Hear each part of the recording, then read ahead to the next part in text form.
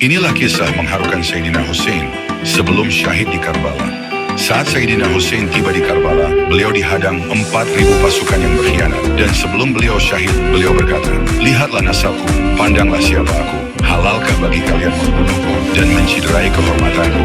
Bukankah aku ini putra dari anak perempuan Nabimu, Rasulullah Shallallahu Alaihi Wasallam? Bukankah Hamzah pemuka para syuhada adalah pamanku? Bukankah Ja'far yang terbang dengan 2 sayap di surga adalah pamanku? Tidakkah kalian mendengar Rasulullah bersabda tentang aku dan saudaraku yang menjadi pemuka dari pemuda ahli surga? Jika kalian membunuhku, tidakkah kalian malu di akhirat kelak? Apa yang akan kalian pertanggungjawabkan di hadapan Rasulullah Shallallahu Alaihi Wasallam kelak? Apakah kalian tidak malu meminta syafaat kepada beliau?" Namun hati mereka memang sudah terkutuk. Dengan biadabnya mereka berani menyerang dan membunuh cucu baginda Nabi beserta para pengikutnya. 4.000 pasukan melawan 73 orang, jelas tidak sebanding dalam pertempuran.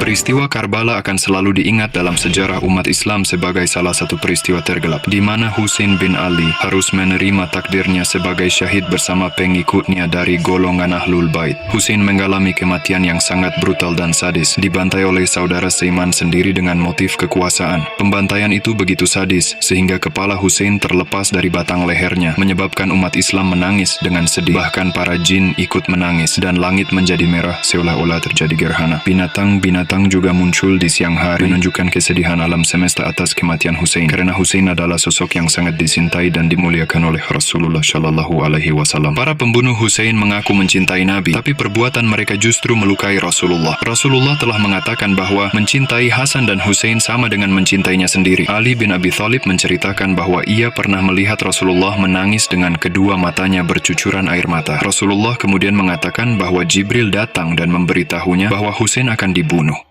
Sayyidina Hussein terbunuh di Karbala pada 10 Muharram atau Asyura. Pada saat itu pasukan memukul kepala Hussein dengan pedang hingga berdarah. Hussein membalut luka di kepalanya dengan merobek kain jubahnya, dan dengan cepat balutan kain terlihat penuh dengan darah Hussein. Ada seseorang yang kemudian melepaskan panah dan mengenai leher Hussein. Namun, beliau masih hidup. Sambil memegangi lehernya, ia menuju ke arah sungai karena kehausan. Samir bin Ziljausan memerintahkan pasukannya untuk menyerbu Hussein. Mereka menyerang dari segala penjuru, mereka tak memberinya kesempatan untuk minum. Ibnu Katsir menulis, yang membunuh Hussein dengan tombak adalah Sinan bin Abbas bin Amir Nahal, dan kemudian ia menggorok kepala Hussein dan menyerahkan kepala Hussein kepada Hawali bin Yazid. Anas menceritakan bahwa ketika kepala Hussein yang dipenggal itu dibawa ke Ubaidillah bin Ziyad, yang kemudian memainkan ujung tongkatnya menyentuh mulut dan hidung Hussein. Anas berkata, "Demi Allah, sungguh aku pernah melihat Rasulullah mencium tempat engkau memainkan tongkatmu ke wajah Hussein ini, pada hari terbunuhnya Hussein."